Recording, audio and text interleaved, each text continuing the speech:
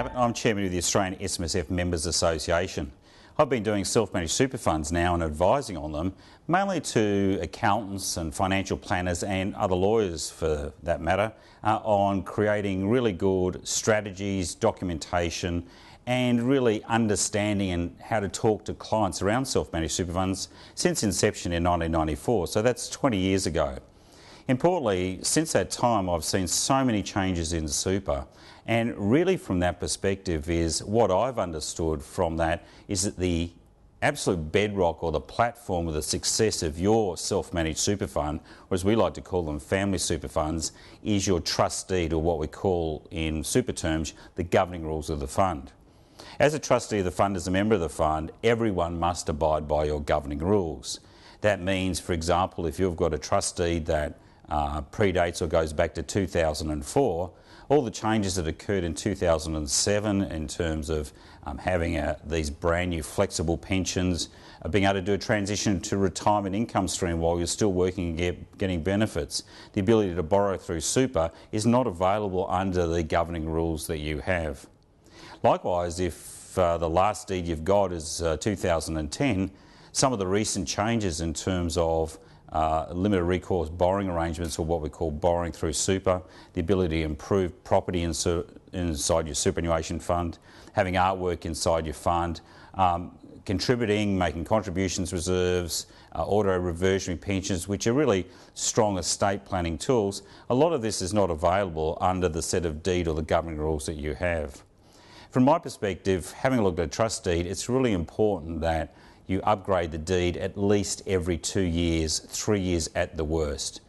For those of you who are running a deed which is pre-2011 or even 2010, it's really prehistoric. There's been too many changes, court cases and ATO rulings that may find a slip-up in the event of divorce, death, or just simply the way that an auditor will come in, have a look at a transaction that you're doing and simply run it null and void, which can end up with penalties and quite significant consequences for your family super fund or your SMSF. Best thing is, as I said, every 2 years, have a chat with your advisor to see if they've got an annual compliance plan that they can really put in with your administration each year that effectively ensures that you've got a constant upgrade each and every year. You're getting the best of the best.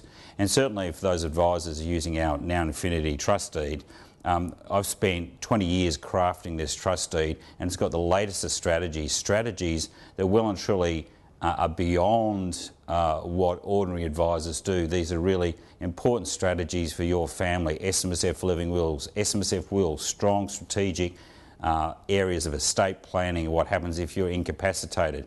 Would you like, for example, to ensure that your benefits pass down just to your bloodline? Absolutely crucial. A lot of these little things, these nuances, sit inside this NowInfinity trust deed. But as I said, if you go back and had a look at our deed 5 or 6 years ago, if you had one of ours 5 or 6 years ago, it doesn't keep up with modern circumstances. The way I look at when I go and talk to mums and dads is, think of what your phone was like 8 or 9 years ago. Did you have a smartphone? If you think of the technology that's changed in telephones, it's the same as strategies have changed inside self-managed super fund. So make sure you regularly update, even go on an annual update in terms of your trust deed. The strength and the security and the strategy side of your trust deed is really up to the deed that you choose, and more importantly, continue to upgrade. It's Grant Abbott, Chairman of the SMSF Members Association, signing off.